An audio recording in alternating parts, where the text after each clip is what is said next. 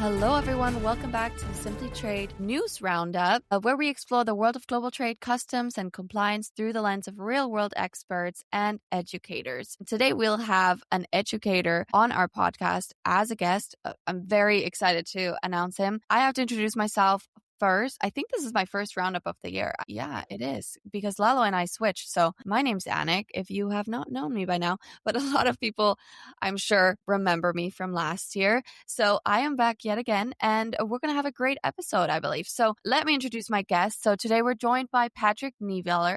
So he's German. So I feel like I should be saying this with a more German accent. So Patrick Nieveler, he is, well, wow. This is funny because I have like your introduction kind of in German. So now I feel like I have to translate it in English. He is the, how do you say, CEO? You would say CEO here, but I don't think you would say that in Germany. The CEO of Pasani Academy, a leading European training organization specializing in customs and foreign trade law education. Sort of like our sponsor, Global Training Center, which is why we want to highlight Pasani as an academy that is used for training in Europe. So Patrick, thank you so much for being here. I keep switching from German and English, I feel like, and I'm not sure what is best, but I'm so glad to have you. Yeah, thank you very much, Annik, for your invitation. I think we are both confused because we did our internal introduction in German, and now we have to switch into English, but I think we will get it. Yeah, we'll be fine. And, if we throw in a German word, just go ahead and Google it, and maybe you'll learn something for today. So, by the way, your English is great. I guess you talk a lot with American clients, or do you have any American clients, or how does that?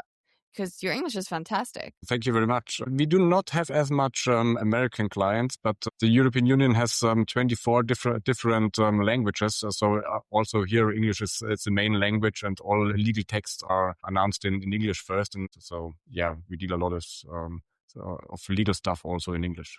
Yeah, I forget. Europe is set up very differently than the United States.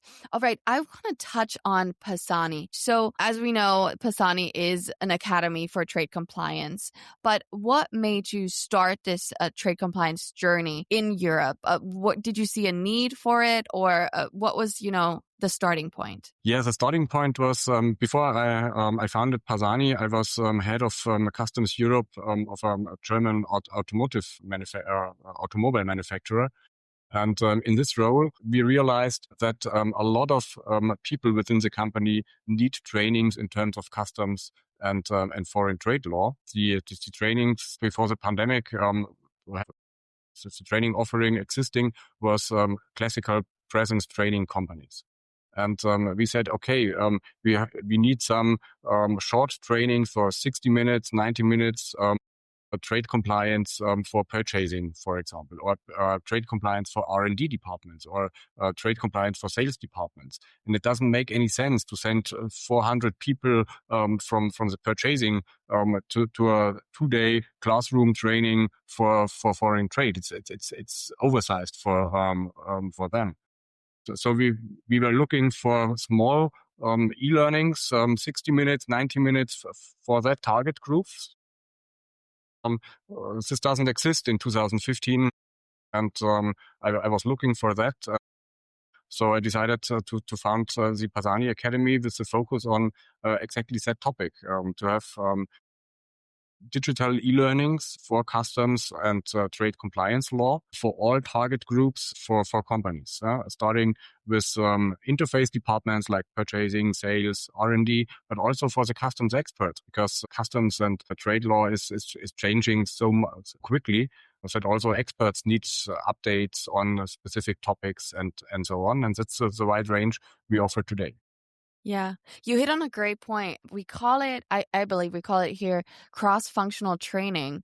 And it's that not just the trade people need this training, it's also the people that are around them, that, the accountants, the managers, if I say so, the CEO, everyone kind of needs to understand what's going on in trade, especially now. So I kind of want to highlight, we love exploring how trade education differs globally.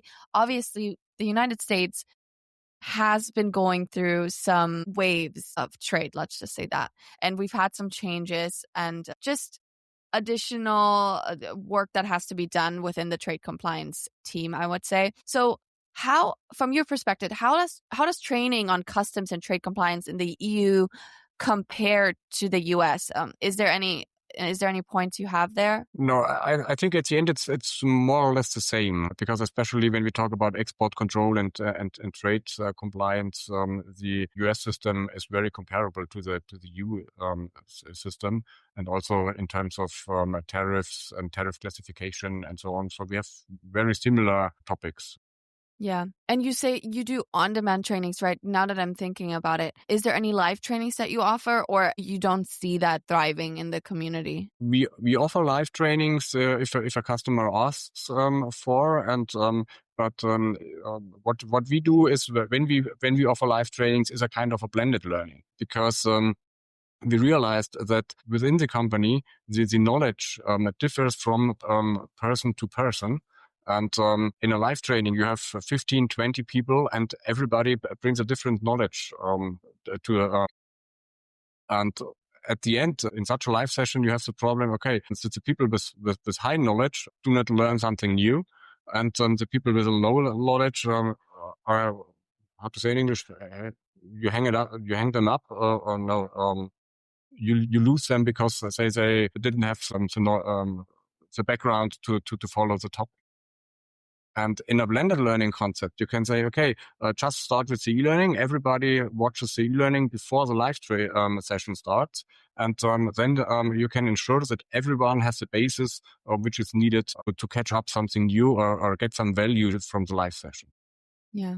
And what are some of the topics that are currently asked for by these companies? Because I know for us, it is tariff classification that is pretty hot in the industry right now, and just importing and tariff in general as we're facing these challenges. But in the EU, it's a little bit different. You don't have these drastic changes going on. So what kind of courses are the demand over there? Yeah, at the moment, the highest demand is on sanctions law, and Russia and Iran is the most common one at the one side. The second topic are in Europe the so-called Green Deal regulations. The European Union is providing some regulations on CBAM is one example, the carbon border adjustment mechanism. I'm not sure if it's very well known in the US. I've talked about CBAM before, and I am very familiar with the Green Deal.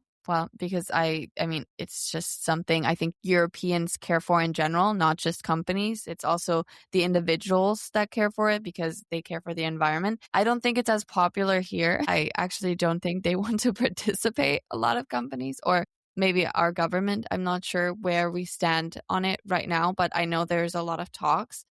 But nevertheless, in EU, it is, it is happening, and so companies probably have to be more involved in it, right? Yeah, exactly. And there's different regulations like that. It's CBAM, deforestation regulation. Then there is an eco-design and the sustainability regulation for certain products. And all that regulations are not customs related or trade compliance related regulations. They are product specific regulations, but they infect the customs clearance when importing and exporting such products. So you have a link to customs regulations and to the customs declaration system. And due to that, that's an important topic for our clients right now. And the third and the third topic is that the EU is planning a revision of the customs law in the European Union, which should take place between 2028 and 2038. So it's a very long process. Currently, the EU is negotiating the changes, and we expect that during 2026 we will have the first framework of the changes, the time planning for the changes, in order to have the possibility to prepare for that huge changes. And so, yeah, that's also a topic where we focus on in 2026.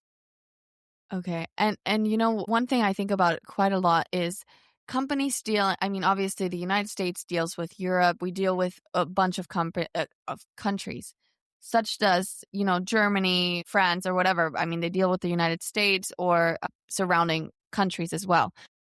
Do you think it's important for these countries or each individual country to be aware of the country's, trade compliance laws and stuff on the opposite end? I'm not just talking surface level, I'm talking training because, here in the United States, they do United States training and they learn about the import, export and stuff, but, they don't necessarily know exactly what's going on in Europe. Do you think it's important for them to kind of cross-train?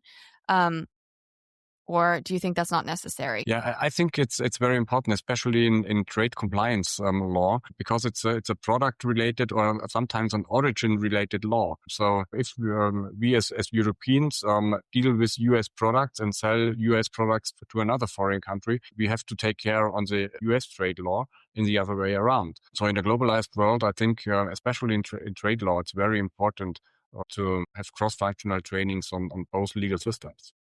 Yeah. And what do you think of, so I'm kind of jumping to a different topic. So there's a lot of people that want to jump in trade. And actually in America or here, when we go to conferences, we talk about how people don't end up in trade intentionally, end up in trade. They just end up in trade somehow, some way, but it was never intended for them. Do you feel that way over there? Or have you, that's just how we talk about it, but is that something you guys say over there, or do you think it's pretty intentional for people to end up in trade? Yeah. So I started my career and spent my whole career with customs and foreign trade law. So it's becoming more and more important. Yeah. Especially if we see the political developments, it's a very important topic to be aware of trade compliance systems, and even in the companies. I think it's a very interesting topic also for people who start their career. And if people are just starting, whether it is in the United States or it is in Europe, can they use your training to kind of jumpstart their knowledge, or is this just for companies per se? Yeah, we offer both. So we offer our trainings for the companies to train their employees, but our system or our trainings can also be used by individuals to train themselves on the job or prepare themselves for their job in addition to their education. Is there certifications that come with it, or do you guys do educational credits? Because here in the United States, they get the CE credits. If they take a certain course, they can get 3 to 5 credits, or depending on the length of the training, actually, you get more credits as you go.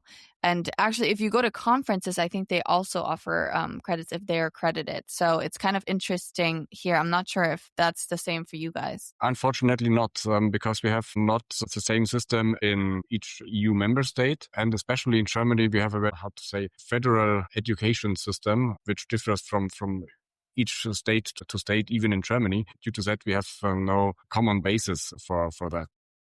Yeah, I do remember German education. It's very different. I still ask my mom sometimes. I'm like, I don't know what my friend is doing exactly over there, because she's like working, but she doesn't even go to school. And she's like, well, she's doing it's not an internship. They call it something else. When you're training, but you're working. It's like very interesting. It's definitely not the same as it is here in the States. It's much of a different process, and it takes a bit longer, I would have to say. I think here in the US, everything is a little bit faster than it is over there. Okay, I want to jump into, do you guys attend any conferences year round to connect with your clients, or how do you get in contact with your clients exactly? Yeah, we join a lot of conferences here in Europe for sure, but especially in trade compliance, it is very important for the companies to train their staff and their people. So due to the reason that we offer the digital e-learnings, which can be spread over the whole company. It's very interesting for companies to say, okay, working with Pasani means that all trainings for all target groups within the company are catched up by the Pasani system. So we only have one training provider for customs and trade compliance law, which is Pasani, and we can roll out the Pasani system in the complete company. Yeah.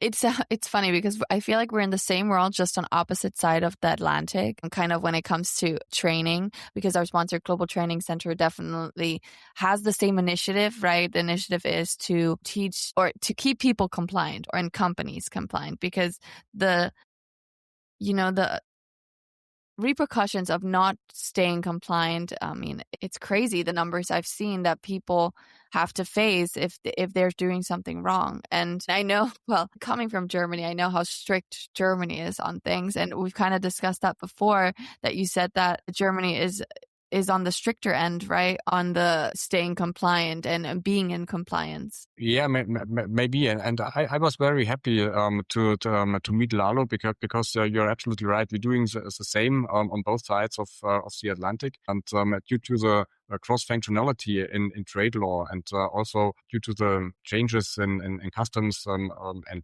tariffs on the U.S. side, a lot of European companies need trainings on the new U.S. rules. So it's a great cooperation Yeah. in us. One question I do have to ask before we kind of round this up is, AI has been taking over the United States. I mean, I feel like every second episode we touch on AI. How has that shaped your training? Is there any differences? Are you, starting training on that as well, or, including this topic in your trainings, or how has that affected you? I'm not sure how big it is in Yeah, Europe right now. AI has a huge effect on us in two ways. The first way is that we use AI for translation into to translate our courses into different languages, because especially in translation, the LLM models are very, very good in the meantime. So it definitely makes sense using AI for translating our courses, especially because of the EU has 24 different languages. So that's one very important use case for us for AI, and also for our clients. We are just on the way to integrate our own AI chatbot to say, okay, training is one side, but the training is then efficient if you can use it in your daily work. And if you have in your daily work a question, and to say, okay, how to solve, how to answer the question, then you then to have the possibility to have a chat and say, hey, I have such and such problem, and the AI gives an answer and says, okay, that's my summary. And if you need to step deeper into the topic, watch this learning video from Pasani. Here you can catch up the background for your question in 10 or 20 minutes. Yeah. Yeah, AI has, it's the same for us. We feel like we have to create something that'll help people understand in what ways to use AI, because we talk about AI a lot on the podcast, and there's some hit or miss discussions on it, just because some people would like to think that AI can fix their entire processes, but it's just not there yet. We have to be, well, that's just my opinion. We have to be careful on how we use AI, and we have to make sure that we fact check it, in a sense, that it is working correctly, just as we have to do it. I mean, if you're translating it into a language, and you're listening and it messes up, a word, you have to make sure that that word is corrected. The AI couldn't catch it. And it's the same, I think, when it comes to trade compliance, when people, or global trade in general, when people want to use AI to just create their processes or make their lives a little bit easier, it still has to be checked and make sure that everything is correct, because we just can't rely on it as well right now as we probably will very soon. Anyways, I really enjoyed this discussion, just kind of learning more about, European trade, or just the way it works, trade compliance works in the EU, especially Germany. And I hopefully we can connect at one of the conferences in Germany. I mean, this is not set to stone yet, but we are most likely going to ICPA in Dresden, which is in Germany, which is so close. I mean, okay, close is It's close to you, right? It's a flight away or a train ride. But yeah, hopefully that could happen. And if our listeners, if you enjoyed this discussion, you should make sure to subscribe, first of all. You can also check out Patrick's, all of his information and Pasani's information down below, just so you can get familiar. And if you need EU training, that is probably the place to go. So thanks again, Patrick, for joining us today, and hopefully we can connect in the near future. Yeah, thank you, Annik, for the invitation, and let's keep in touch. Yeah, thank you. Bye-bye.